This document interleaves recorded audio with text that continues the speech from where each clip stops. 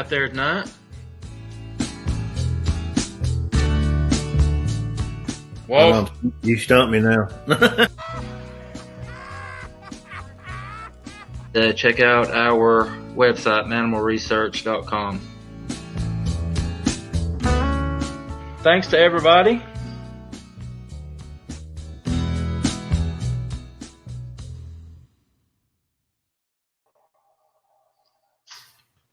Hello.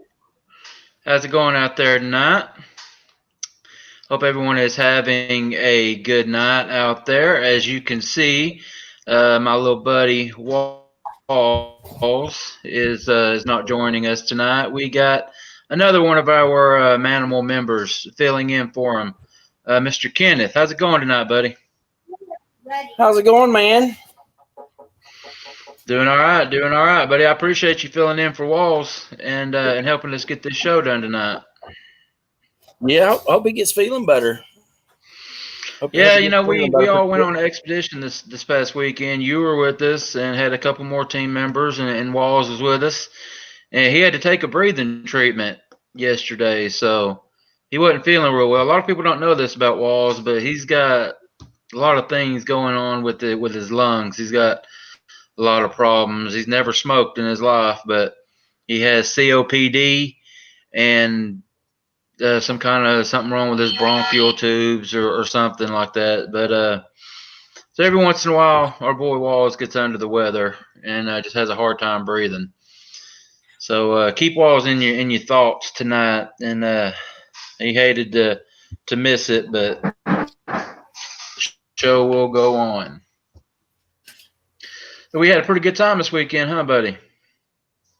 Oh yeah, it was great. Had a real good time myself. It was good just to be out there and good people to hang out with, and pretty decent action. A little slow action, but very interesting. We'll talk about that here shortly, I guess. Yeah, we'll get ready to talk about that here in just a second. Yeah, it was slow and fast, and then it was kind of hit or miss. It wasn't just long drawn out. It was hit or miss, and it came, and then it went, and then it was back and forth. It was awesome, man. It was really good, I thought. But we'll get into it here in just a second. But before we do, let me go through all the little spill we do before we get started. I want to ask everybody to hit that subscribe button if you don't mind, guys. We are 25 subscribers away from 1,000. When we started tonight, we had 975. So we're 25 away. And next week, actually, one day next week, I believe it's the 7th, the 7th or the 10th maybe of January, that will actually be our 1-year anniversary of doing the show. We started doing the YouTube channel either the first or the second week of January of 2020. So we ain't been on the air a year yet. But we're getting right there at it. So we're right there at that 1,000 mark, and appreciate that so much, guys. Really, really do. And after the show tonight, head on over to MannimalResearch.com. Report your encounters. Get a little information on getting out in the woods, doing your own research. Maybe even become a member of Mannimal, like Kenneth over there did. That's how he got involved with the group. He reached out to us, and we signed him up, become a member, and went on an expedition this past weekend. So, guys, if y'all are interested in that, it's certainly an option. All right, guys. Also, we are on Facebook. Everybody's got a Facebook. I mean, don't lie about it. Everybody's got one. Mannimal Research on Facebook. You can find us. Run on over there and hit that join button, and help us out on Facebook. Spread the word there too, guys. We appreciate it. All right, all that out of the way. Like you said, Ken, before we really got going with that, it was hot 1 minute and then nothing the next. We got vocals. Got all kind of vocals. We got tree knocks. We actually heard some stuff that we thought might have been some mimics. We're not sure. Had that dog that was awful close to us that we never even seen. I still don't know what was up with that. But before we go into that, you had a possible sighting. We tell us about that. I'm going to go ahead and say it wasn't a possible sighting. I know it was early in the morning, and I had only been awake a few minutes, but my eyes were very clear. And you remember where we were at, and you remember the distance, and think about the ledge that was above us from where we were at. That was maybe a 75 feet elevation, and we were 100 yards. Yeah, and that was a very sharp ridge. Yeah, and that was pretty awesome, and it was kind of weird because my alarm just went off. I forgot to cut my alarms off, and all of a sudden, because we were up till 2:30, we were out there for a while. Yeah, and back in, I forgot to cut my alarms off, and all of a sudden my alarms are going off at like 5:15. 5:18 rolls around. I'm hitting the button. I'm wide awake. I'm like sitting there. I'm looking around and, moving. And then all of a sudden I realized that I'm looking up and the moonlight illuminated the whole ridge. It was beautiful, beautiful area. And we had just enough moonlight coming through, and it was very illuminated up there. You could see each pine tree because it was a very sharp crest on that ridge, and there he was watching our camp. And I rubbed my eyes. I'm double checking, but I'm like, my eyes are already clear, so I'm okay. Wasn't sure. I sat there and watched him walk from overlooking the camp, and he walks back, me watching him, at least 20 feet to the right, and he's just getting his view, I guess. And he had to be, when we went up there and checked, at least 7 to 8 feet tall. And he walked over, and then he came back to the left, was looking down, and probably it lasted probably 30 seconds when he was looking down. And it was only like maybe a whole minute and 30 seconds ordeal, but he just kind of paced from one place to the next, and then he just kind of disappeared. And the thing is, the whole silhouette in the bright moonlight, it was awesome. But is that what I saw? Yes, I'm 100%. That's what I saw. Good. And one thing, I couldn't get video though, due to the way the lighting was. There was nothing, Other than that, I would have been making a bunch of racket. He would have been gone. Yeah. If I'd have made all the racket, I couldn't have got the video. And one thing I said while we were out there that morning is Kenneth was really excited when he got up that morning telling a story, and he told that story 2 or 3 times more throughout the day, and it never changed. For detail, what he just told y'all is what he told us. And normally, if someone is making something up or telling a story or fabricating something, the story tends to waver a little bit, but it hasn't. So I don't doubt it. Don't doubt it one bit. And the weird thing about it was before you had that sighting, Walls woke up in the tent and heard something moving. What he thought was something moving up the road. Walls was he heard this after I had that, about 45 minutes, I think, after. Yeah, it was like right at starting to get into 6:15. Because I stayed awake till like 5:45 after that, and I'm like, I need to doze off a little more. When we're up late, I was pretty tired, but I was wide awake all of a sudden. I had to move around, alarms going off, and then I think it was less than 30 minutes. That's when the movement started around the camp. And I was back asleep. But Walls was awake, so I'm not sure. I think he heard whistle and chatter. It was pretty interesting. And when we went up on the ridge, though, the way the ground was packed down in those places, there's no way that was just a game trail. There's just no way, from what I've gathered. But and I've been hunting and tracking, and that just wasn't a game trail. That was he was checking us out. Yeah. Yeah, and like I said, we got some whoops. We got some what we thought were some mimicking. Got some tree knocks, maybe some rock clacks. You had your your sighting. We'll just go ahead and say a sighting because I haven't doubted you at all. Given what I just said, that your story hasn't changed. And we also had Greg. Greg was right there, and we both checked it out. And we also had, like you said, had Greg and his girlfriend Kelsey that were with us. They're also new members of Mannimal, and we'll say what's up to them. They're in the audience right now.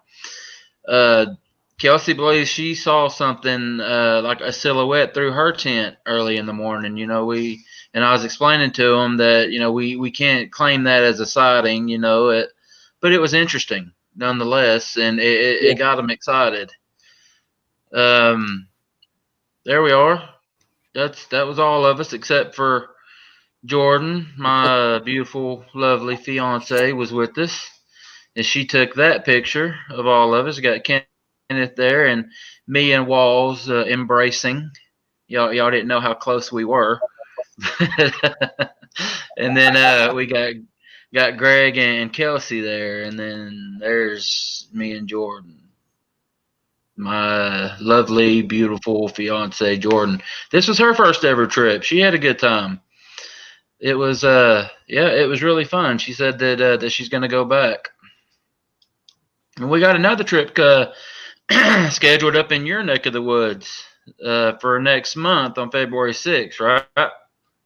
That's what we're planning on, and what they say. The old saying is, "Good, the good Lord willing, and the creek don't rise." Well, hey, if the creek rises, that could help us, and I'm pretty sure the good Lord's willing, so we'll figure it out, right? Yeah, and yeah. I think it's could be we're in Georgia. I think that's my buddy Pat. We're in Georgia. We're going to be over in White County, right? So Pat, I think it's not going to be far from you. If that's Pat, I need to get a hold of you because I don't think that's going to be too far from you. Maybe you can join us on that one. Yeah, that'd be really cool. Yep, I'm trying to figure this out right now. This is kind of neat right here with this. To me, I'm used to playing with everything on a cell phone, so yeah. I'm trying to go back through and I have things popping up. Shouldn't even be. Hang on a second. Let me cancel out. I don't even know where this is going. This is I know that shouldn't be going there, but I'll go ahead and talk about our guest tonight. We got Mr. Dean Gleason back. Dean is with the Seaway Valley Bigfoot Research Group up in New York State. He is very, very close to the Canada line, and he's been getting some pretty cool activity up there. Dean's been on before, real nice guy, real good guy. And he emailed me a couple weeks ago, actually, while we were doing a live show. Excuse me. He emailed me and told me about some new stuff that they had going on, and thought it would be good to come on and to come back on and share some of it. So yeah, I invited him to come back, and he sent me some new pictures of some stuff that's been going on, and looks like we got some stuff to talk about. So, Kenneth, whenever you're ready, buddy, we'll bring him on.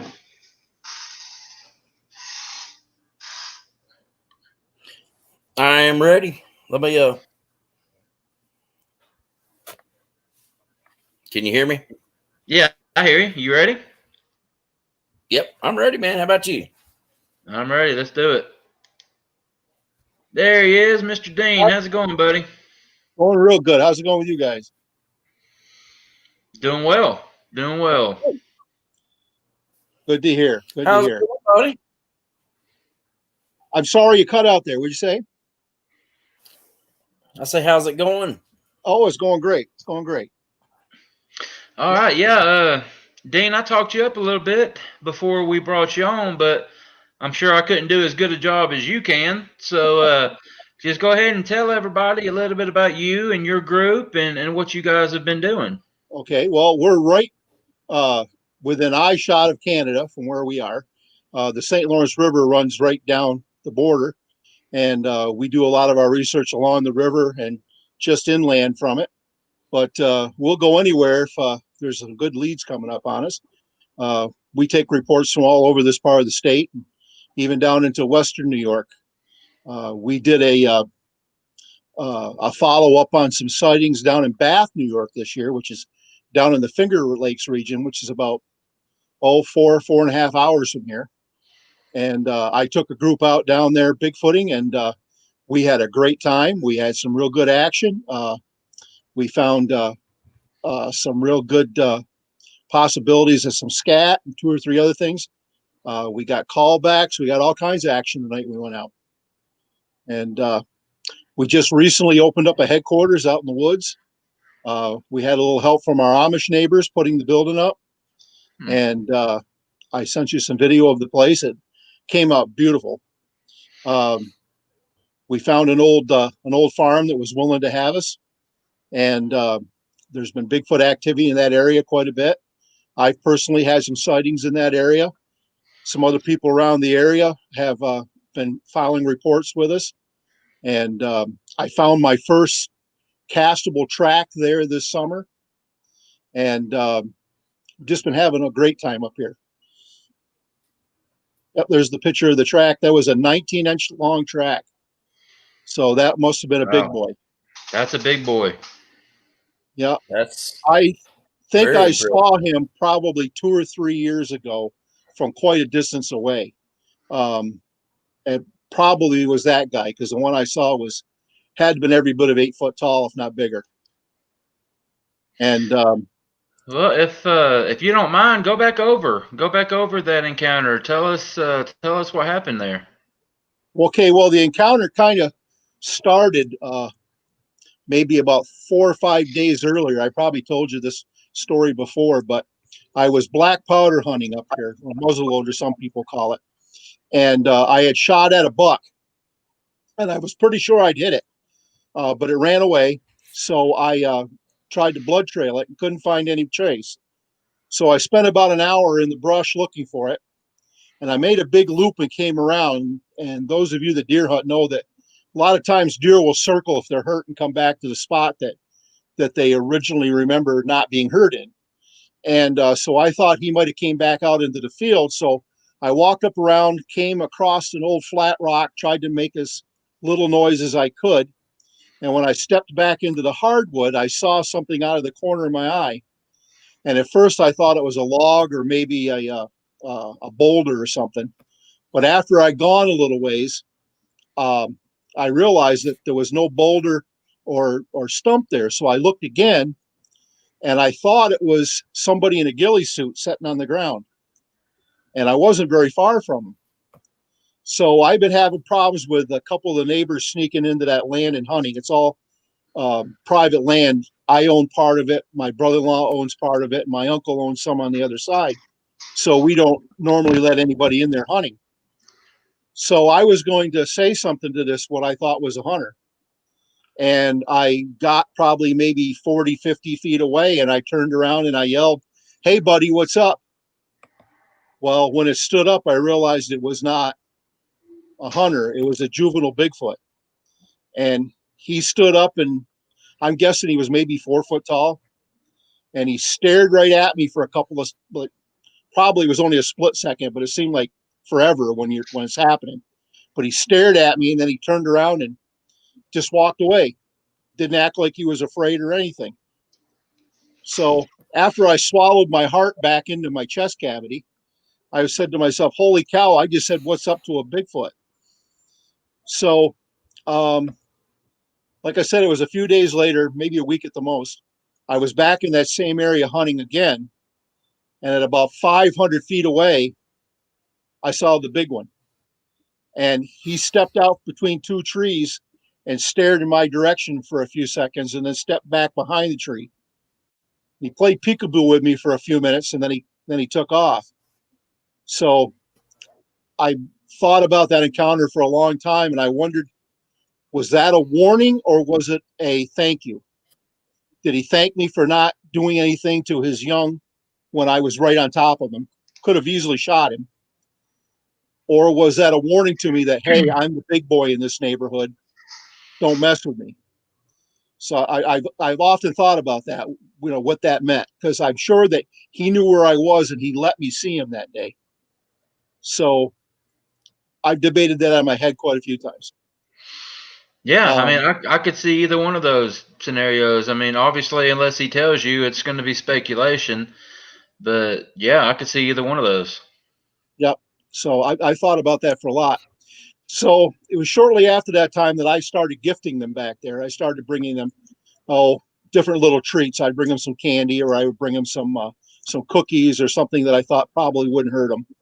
And I could always tell if they took it or another animal got into it, because if they took it, they would take the package and everything. Where if something else like a coyote or a squirrel or a raccoon or something like that got into it, they would just eat it right there on the spot and leave a mess. And I took another researcher back with me one day. I think you guys met him. His name is Jack. He's in our group. I think he was on the show. He went with me and to put the gifts out. And there's a little tree blind or a little hut like thing that's used for a deer blind that my nephew had put back there. And I had told him when I was back cutting wood earlier in the fall, I thought I'd seen something moving over by that, but when I walked over there, whatever it was had taken off. So after we put the gifts out, we went over to the other side of the field. I wanted to show him the spot where I had walked up on the juvenile, and his wife had come with us. She was sitting in the truck. She wasn't feeling well that day. So when we came back out, she was out of the truck staring back towards that little hut. And she says, something just came out of the woods there. So I could see what she was saying. Something was moving around in the long grass. So I grabbed a pair of binoculars that I had in the truck, and sure enough, it was that juvenile. He was in the long grass, peeking up out of the grass at us.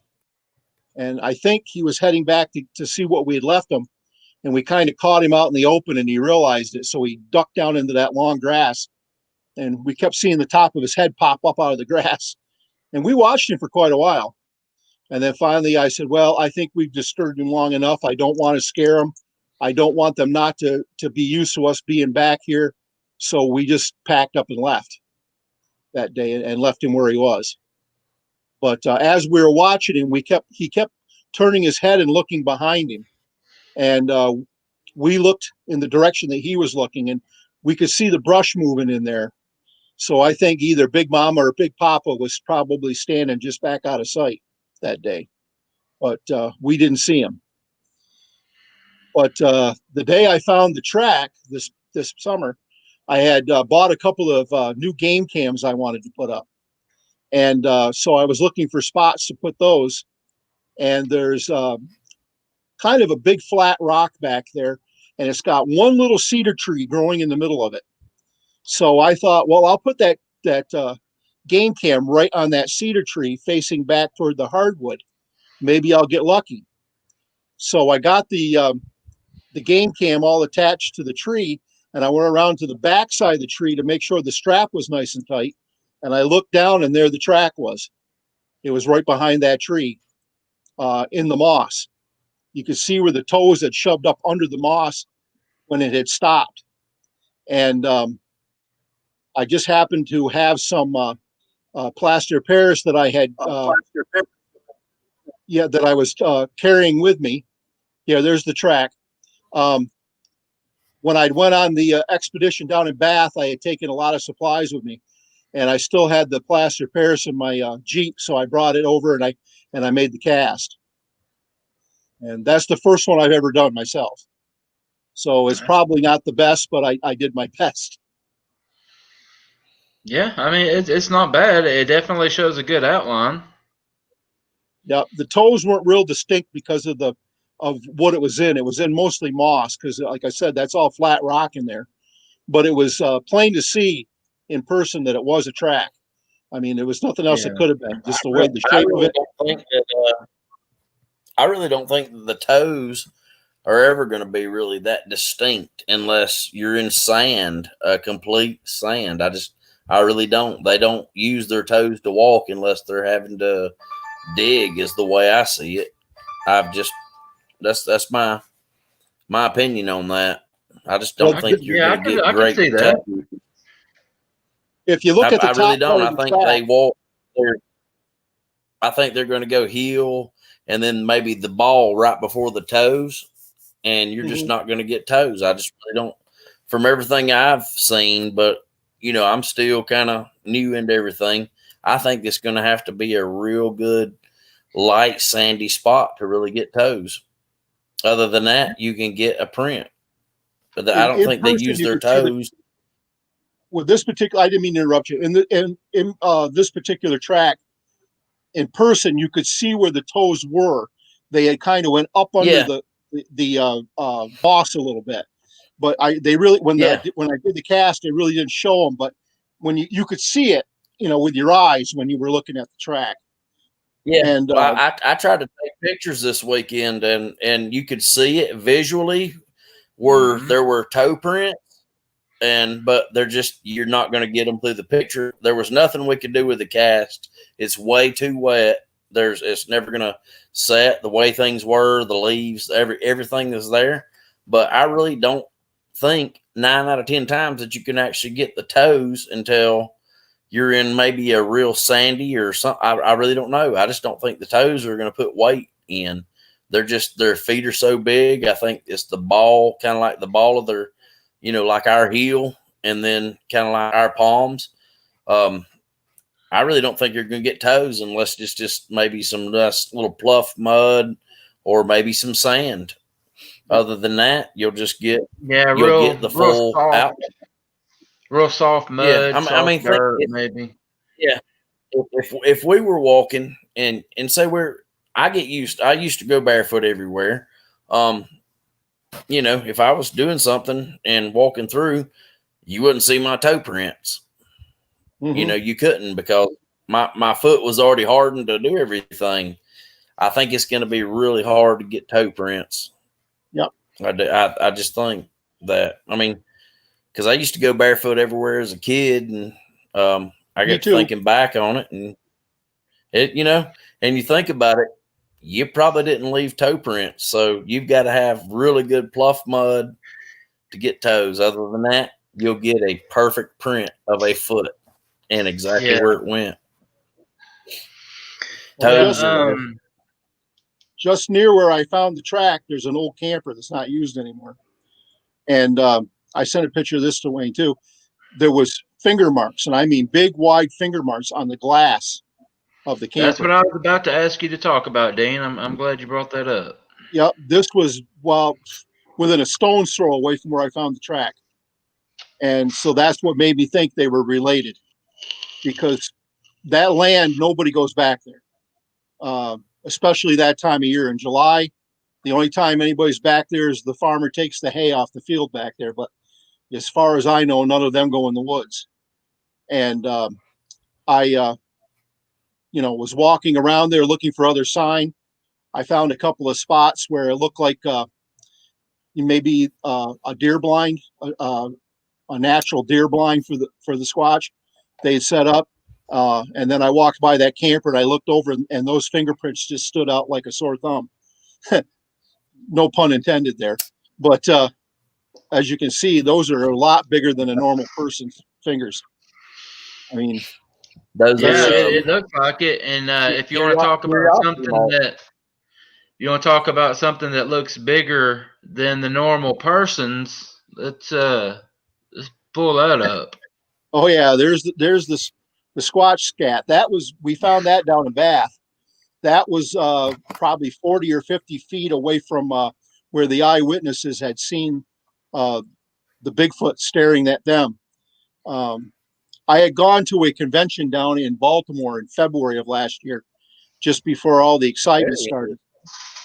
And I had met some girls down there that were at the convention, and they started telling me a story about a haunted cemetery that's near their house and about a lot of paranormal activity that had been going on there.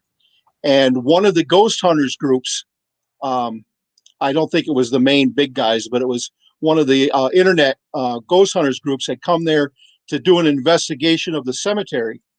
And while they were there, some of them had wandered out into a cornfield near the cemetery, and they had found Squatch prints in the mud in the cornfield.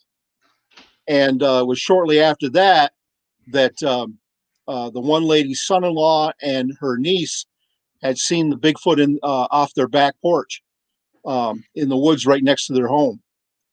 So I give them my card and told them, I'd like to hear more if anything happened.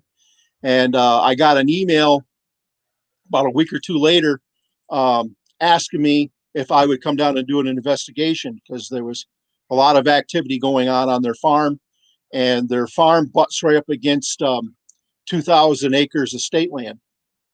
So a lot of Squatch habitat there. So there was another convention I was supposed to be going to in July, and because of the pandemic, it was canceled. But I'd already put in for the time off from my my job, so I thought, well, I might as well take this time and do some Bigfooting. So I contacted them and asked them if they still wanted me to come. They said they sure did. So I went down. We did a reenactment with one of the eyewitnesses, and they seemed real credible to me. They seemed like they were really telling me the truth. I didn't see any deception in them at all, either one of them. I talked to them both separately, and their stories matched, almost completely. The only difference was they couldn't agree on which tree it was, but I didn't think that was that big of a deal. And then the one guy said, well, I can't remember whether it was that tree or this tree. And the young lady that I talked to, she was sure which tree it was. But that was really the only difference in their stories, which I didn't think was too big of a deal.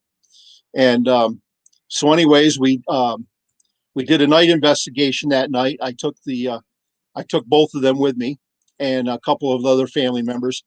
And we went down to a swamp area in the back part by where they had had the sighting.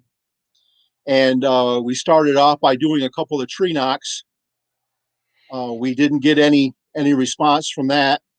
So I did an aggressive call, and almost immediately we got one back. And we stood there for probably 45 minutes, and we heard a couple of whoops coming from the same direction. And the young man had told me that there was a pond in the direction where we were hearing the sound, and there was another access road that we could get in closer to the pond if I wanted to switch locations. So we all went down to the pond. We went down the road and walked into the access road into the pond area. And I did a couple of whoops down by the pond itself, and we got some grunts, and they sounded close. So I told the young man and the young lady to go up to the top of the hill and do a couple tree knocks and see what kind of response we would get from that. So they went up the hill. I heard them do the knocks. I stood there by the pond for quite a while and didn't hear anything. Then I heard those two whispering very loudly, and I'm thinking to myself, oh, geez, guys, you got to be quieter than that. But they were a couple of rookies, so I really couldn't say too much to them. So down the hill they came on a dead run to me. And they said, Dean, we're hearing knocks. So I said, okay. So I went back up the hill with them. We stood there for a little while, didn't hear anything. So we did another knock. No response. So I'm thinking, well, they're probably getting wise to us. They realize that we're people. They might have even heard them talking. So we're probably not going to get any more action here tonight. That just was the feeling I was getting. So we started to walk back up the access road to where the vehicles were, and the young lady was walking next to me, and she says to me, "Boy, it's sure hard to see here in the dark." And as soon as that came out of her mouth, we had a big tree knock, and it couldn't have been any more than 50 feet from us. And you remember the old Scooby-Doo cartoon where Scooby-Doo tries to climb up on Shaggy's back? Well, that was exactly what she did. She was grabbing hands full of me saying, "Oh my God, oh my God, oh my God, it's right over there." And I started laughing. I go, "Yeah, it's right over there, but it's not going to hurt you. It's just letting you know where he is." That's and pretty we good. got back to the farm, and she thinks she's a tough little nut. She's I at the time she was talking about going into the military. She's a senior in high school this year. So we got back to the farm, and I was telling her mother this story, and her mother was laughing at her, saying, "You're not as tough as you thought you were, are you?" but that was just a lot of fun. We had a lot of fun, and it made the night. I laughed about that for the longest time. And then so the next morning we went out and we retraced our steps, and that was when we found the big pile of what we think probably was Squatch scat, and we dissected it a little bit, and it had some bones and some hair in it, and some other things. So I think some little woodland animal had been dinner the night before. Okay, now, Dean, tell us a little bit about your organization, Seaway Valley. You're the founder of it, correct? Yeah. How long have you guys been around, and what do you do? Do you take in reports? Do you go and do investigation off of reports, or just tell us about what you guys do? Okay. How long we've been in existence? Well, quite a while, about 10 years. Not as a formal, we've never been a formal organization. Our members are, come and go. We don't really have any, like, what was the word I'm looking for? Nothing really to join. If you want to be part of the group, we're more than welcome to have you. We've got I think we've got over 300 people on Facebook that follow us. We take reports from the area. I try to go to some conventions. If there's any kind of Comic Con or anything like that going on in the area, I try to go and set a table up. And we have some report forms that we hand out. We've gotten quite a few leads that way. Word of mouth, people know we're around. We've been in the newspaper a few times up in this area, so people know that we exist. And during like the early spring into the late fall, we probably average 2 or 3 reports a month with people contacting us either with questions or actually seen something or want some kind of a validation of what they have seen. I try to go out as much as I can. For a while, I had Jack helping me, but he moved away. He's down in Copenhagen now. Jack was helping me out with some of that, but right now it's just basically me. And I haven't had a whole lot of time to go out lately because of the pandemic. I'm a home health aide. So I've been working 50 some hours a week every week, trying to keep people's heads above water. And so far we've been lucky. We've only had one scare with one of the people that I take care of. But it ended up being okay. The person didn't have it. But I'll go anywhere I can, in the area. I'll go talk to anybody. I'll try to follow up as best I can with them. In fact, one of the best things I ever did was I had a Jeep, and I put gone. You know how people have gone fishing or gone hunting on the front of their cars? Well, I ordered gone squatching and put that across my windshield. And I would have people all the time walking up to me in parking lots. I had one guy chase me down the road one day, flashing his lights at me until I pulled over. I thought something bad had happened. And he goes, "I saw the sticker on your windshield. I got to talk to you." And then he proceeded to tell me his story. I can't go to Lowe's with that Jeep without people walking up to me and saying, "Are you serious about that, or are you just kidding around?" And I'll go, "No, I'm serious." And then boom, they'll start telling me their story, And it's funny, man. I got Bigfoot all over my car.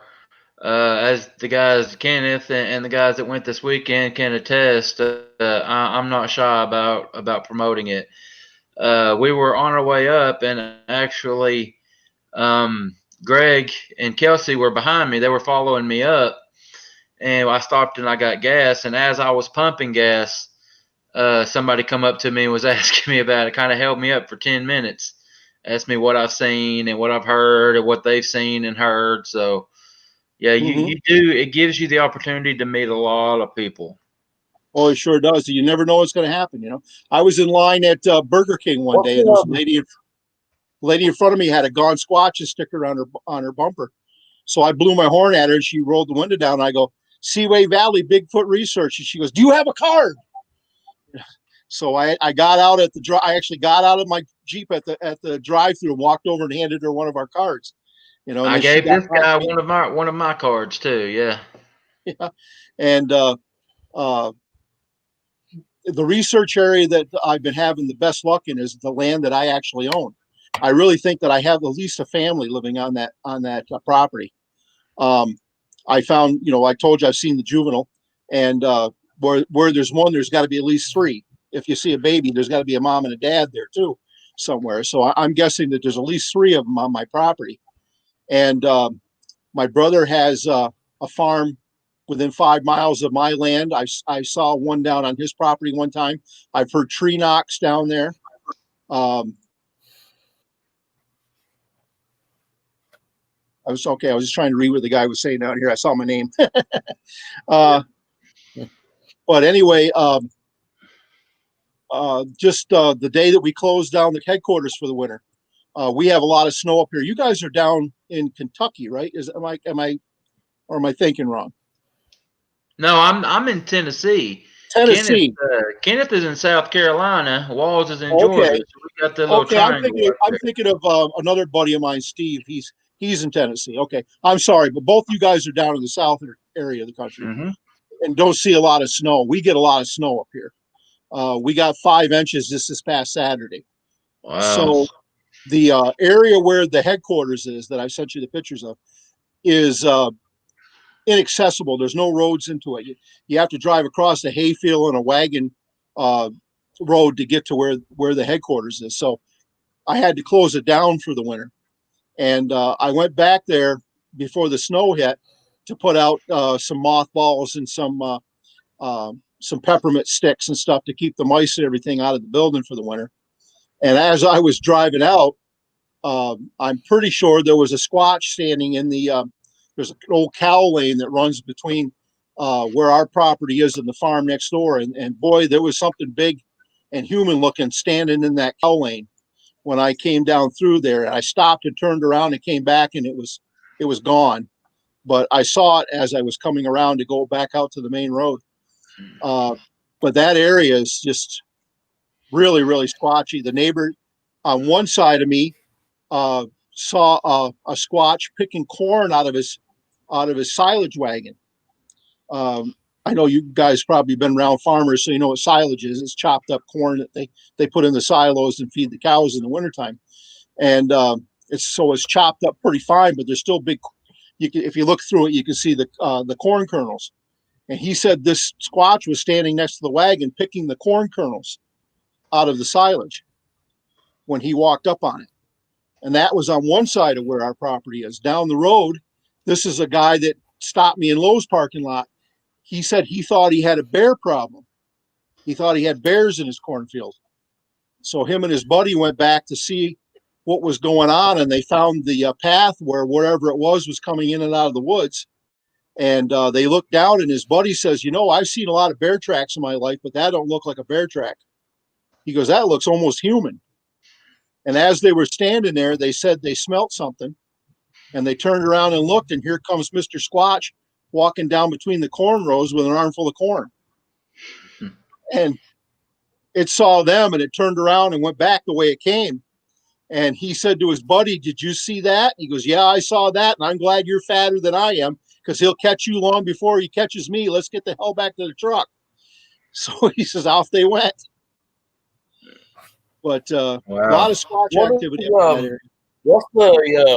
What kind of weather when you have say you have cold fronts coming through, snowstorms, maybe rain, do they react differently, or is it generally in calm weather, or how do you think they react to Well, our jet streaming or weather? That's a good question. I know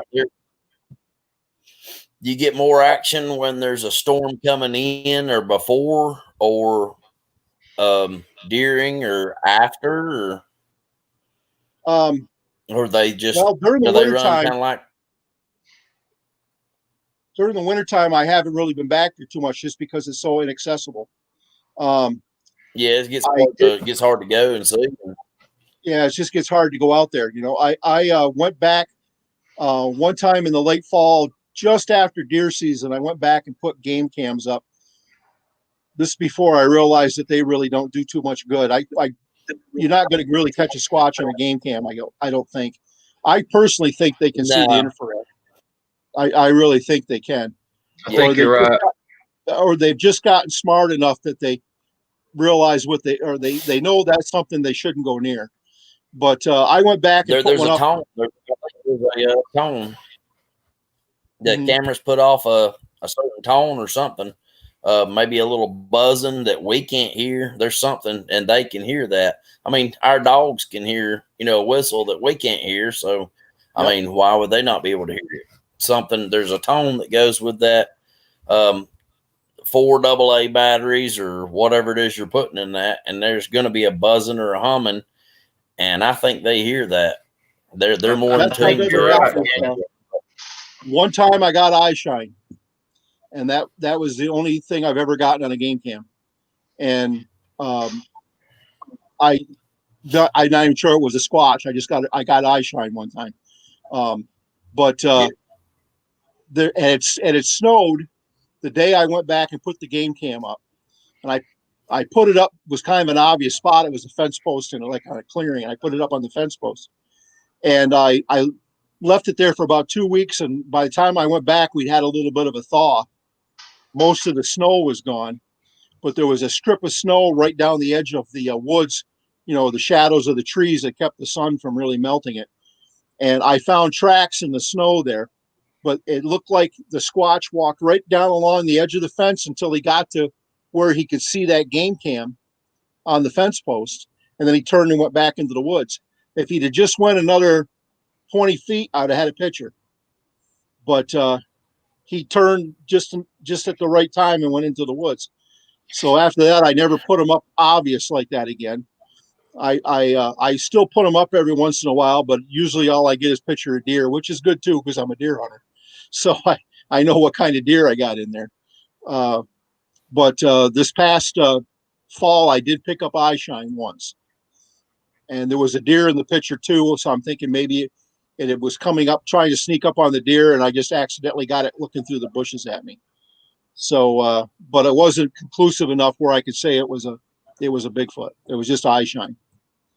And I'm not one of these people that thinks every little noise you hear or every little thing you see is a Bigfoot. I have to know there's before I'll call it one. There's too much other game in the woods, but do you think? I mean, I know the winter times get rough up there. I mean, I lived up in North Dakota for a little bit. I've been through some snow, of course, here in the mountains, and between. I live in South Carolina now. I'm in upstate, right in next Northeast, and but I mean, I know the winters get just some kind of unbearable. You're not going to go further. But what about the spring of the year, summer, and early fall? Do you think the really weather pattern do something for them? I think that like any other animal, when it greens up in spring, they're more active. I've had my best luck in the fall. Hey, what color eye shine did you see?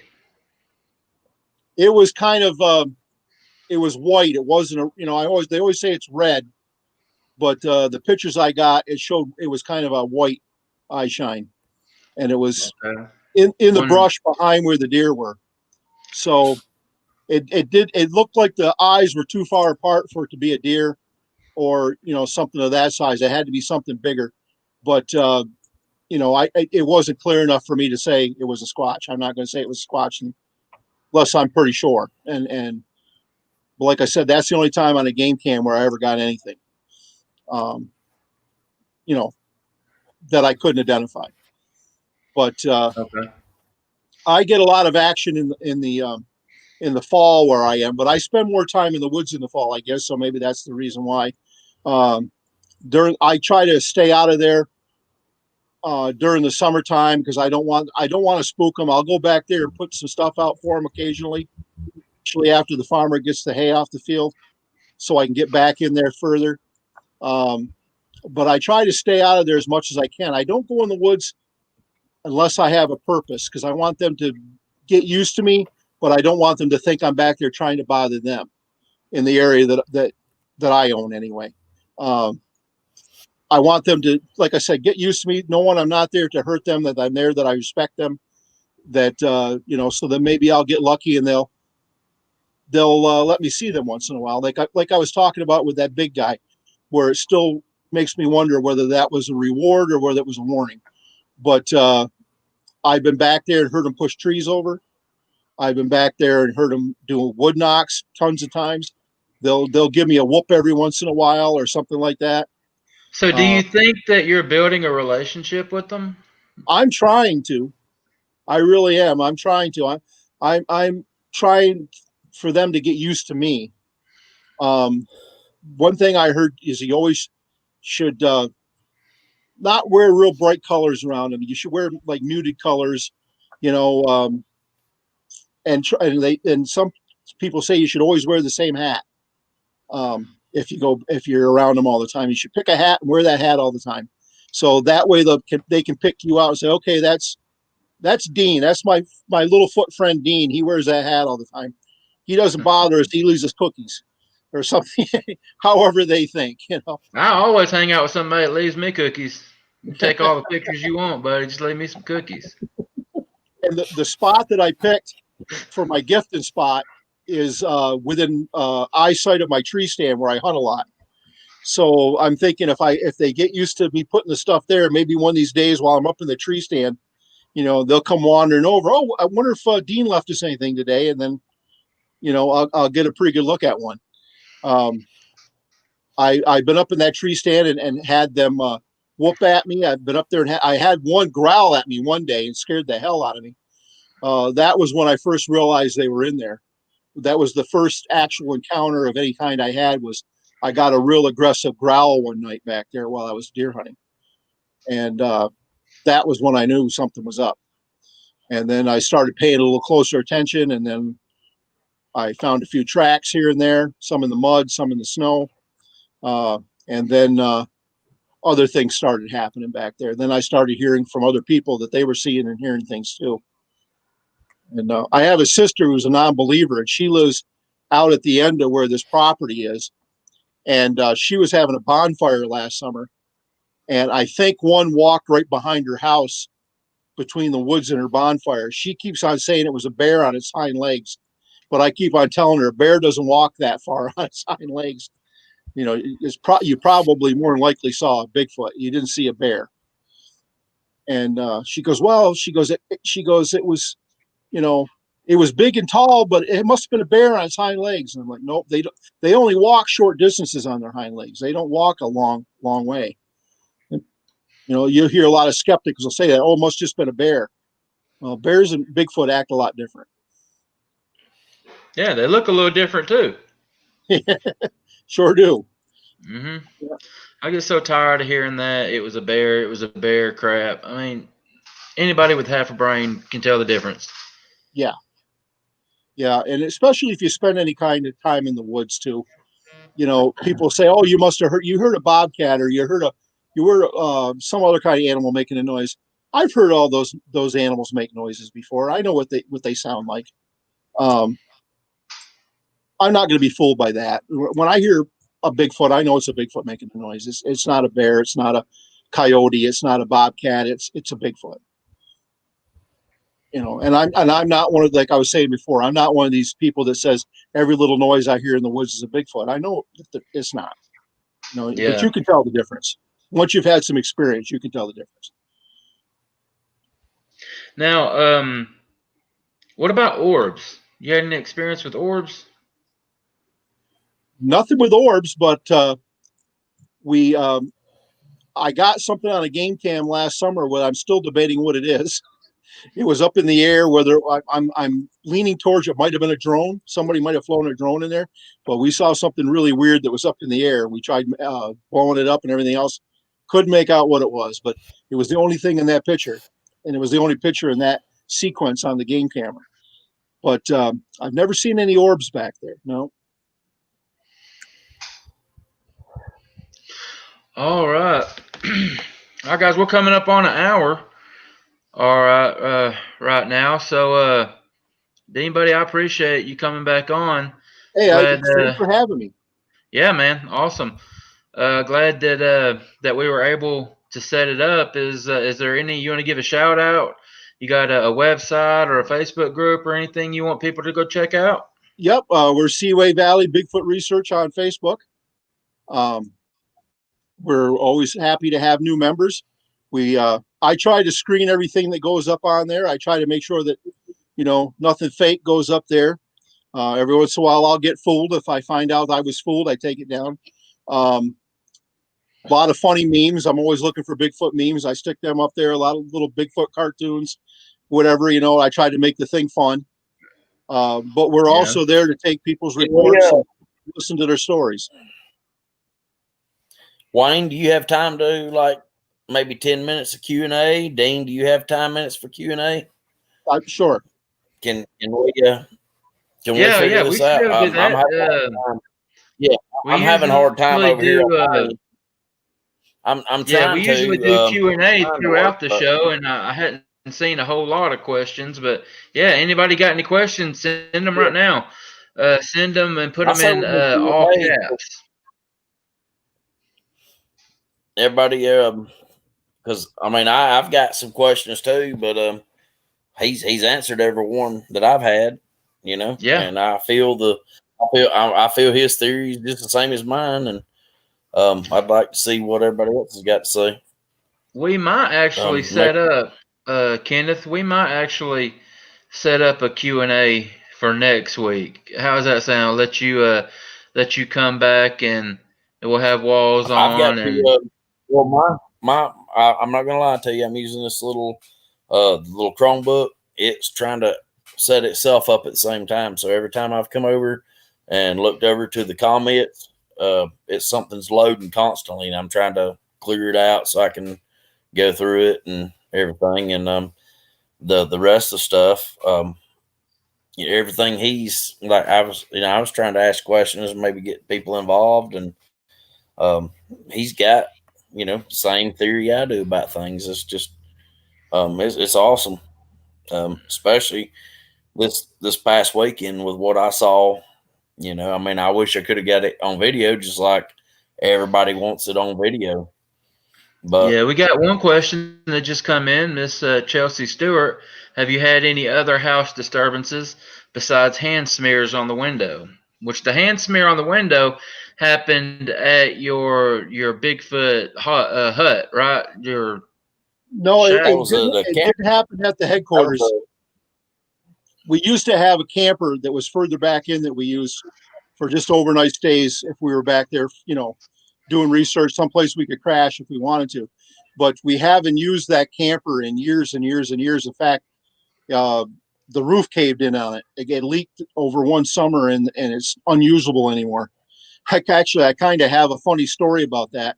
When we got the new headquarters, we have a large Amish community up in our area. They bought up a lot of the old dairy farms and things.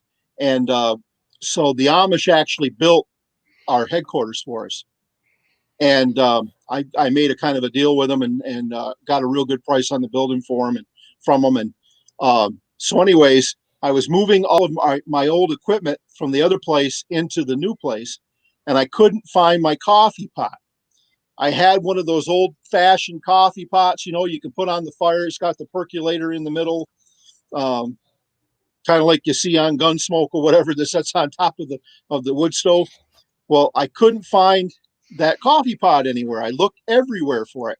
So I thought to myself, maybe I left it back at the old place. but I thought I'd taken everything out of there before the roof caved in. So I went back there to see if I could find the coffee pot, and I opened the door and I had to throw debris out of the way and everything else. And back by the bathroom door, laying on the floor, was my coffee pot. So I went over and I picked up the coffee pot and I opened it up, and the insides were gone. So I looked around and I found them. And we had one of those old chemical toilets in the back. And I thought, I wonder if that thing is still any good. Maybe I can salvage it and use it again. So I reached over, and there's not many things in this world that I'm afraid of, boys. But one thing I'm afraid of is rats. And I opened up the lid of that old chemical toilet, and there must have been 10 rats inside that toilet, all looking right up at me. I mean, I skedaddled out of there so fast. I said, "That's okay, boys. You can keep it." It's one of the few things in this world that I'm scared of, and it's a rat. I don't blame you, Dean. I ain't crazy about it myself. They got their coffee. They got their coffee beans going, huh? I see the one down there from Papa Bear. Yeah, we do get a lot from Jefferson County.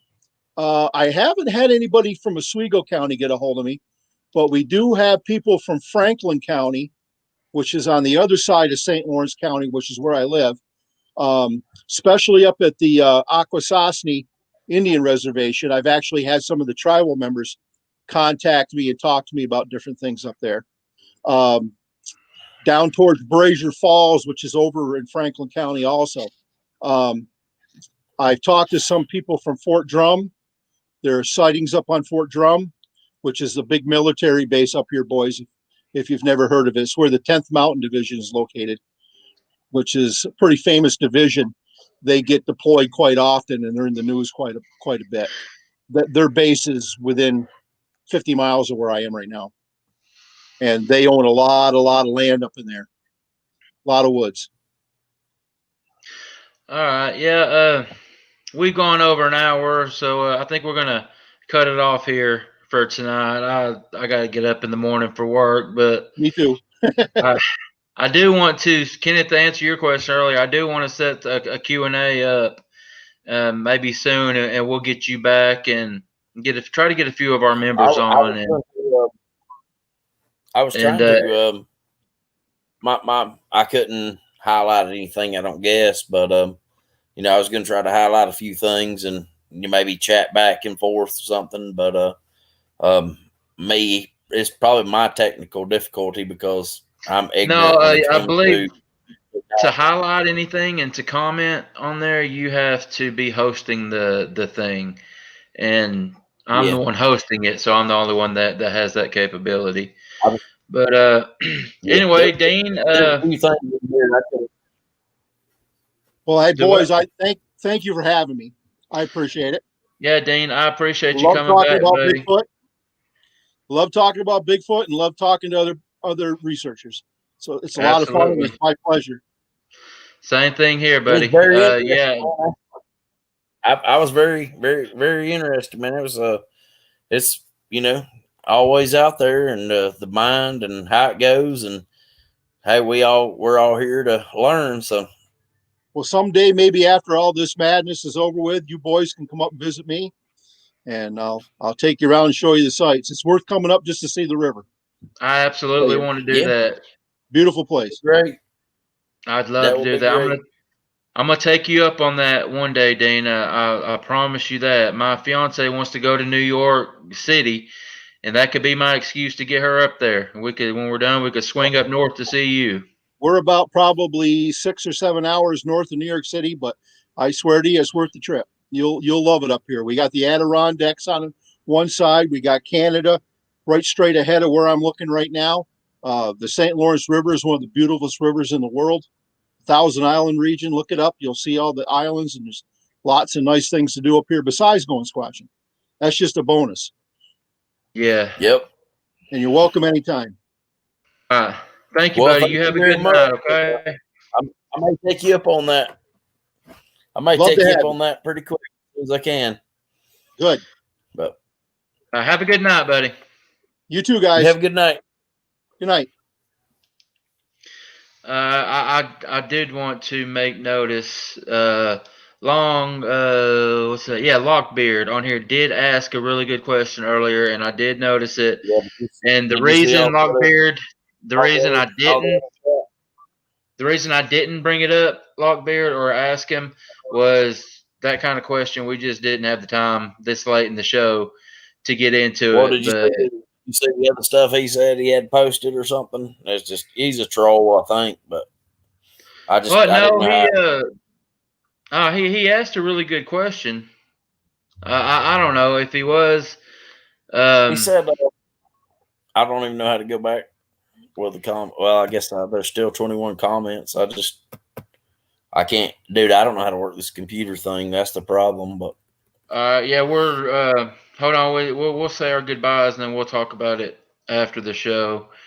But yeah, I mean, even if he was or not, that was a good question. And the reason I didn't get to it was because it was so late in the show that we just didn't have time to get into it. But if you come back and watch, it is something that we're going to talk about later on. So yeah, well, Kenneth, I appreciate you coming on, filling in for Walls tonight. Like I was telling Walls before the show, it's hard for one person to do, and anytime I can get some help, I appreciate it. And I wanted you to get on and get some I'm more sorry, time on here. What's sorry, that? I was so I'm sorry I'm a little late and my computer isn't working right. Dude, it's still loading stuff. I can't do whatever I want to and read half the message because it's getting taken, like it's taking over with half the messages. I can't hit anything. It's still loading. So Yeah, might be better off using your phone next time. Could be. This thing hasn't been used in like 6 months. So Okay. All right. Well, I gotta get off here, guys. Really good show. Great questions. Great comments from everybody. Had all the regulars in. I see the Greg there. What's up, buddy? And Kelsey was on there. Walls was on. Jay or Crave Dog. Papa Two Bears. All of our regulars, guys. We Bomber there. We appreciate it. Look forward to it every week. Look forward to getting on here and talking with you guys and putting this content out there. Yeah, we appreciate your support so much, and just want to tell everybody, just be safe out there, guys. Take care of each other, and we will see you next time. You got anything you want to say before we go, Kenneth? not really. Other than a great show, and we had a great time this weekend, and I think we kind of got somewhere. It was just really relaxed. We didn't push too much. Still got I think we still got decent result.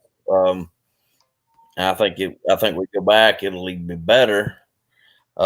Yeah, it got cold. We had a little rain, a little sleet, a little snow. Yeah, turned into rain. I sleeted on a little bit. I think we ate good. We had a good time. Ate really good. Yeah. Greg, he put in some really, really going into the dirt work, just run off with whatever. Greg was not scared of anything. Very, very, very interesting. Yeah, it was fun. It was fun. And we will absolutely do it again soon. And to everybody out there, we appreciate y'all hanging out with us tonight. The questions, comments, and we will see you next week. Everybody, y'all be good. Take care of each other. See you next time. Y'all have a good evening.